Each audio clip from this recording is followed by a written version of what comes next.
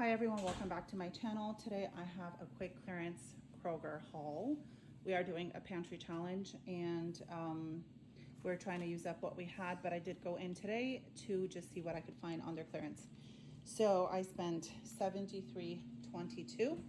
Me and my husband were door dashing, and when we finished our dash, it was literally right by Meyer, which is Kroger. So we went in. I needed baby spinach for soups and stuff, so I grabbed that. Butter lettuce, it's delicious.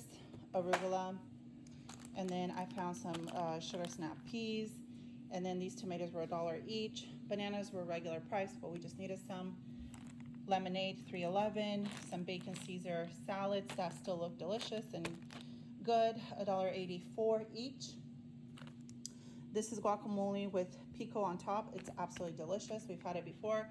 2 rotisserie chickens just to use up in whatever, eat it up. Some spicy guacamole. I found a lot of guacamole markdowns, so I grabbed it all because my kids were literally fighting over the little bit of guacamole that we had in the fridge this week that they absolutely just inhaled with tortilla chips. $1.57, I grabbed 3 of those. And then these individual mashed avocados were $1.80, and I grabbed a bunch of those. Bone and skin on chicken thighs were, I believe, either 89 cents a pound or 99 cents a pound. I just grabbed 2. So this is what I spent for just under $73. We did go out doing DoorDash just a little bit, and we made 30 bucks. So that's what's going on.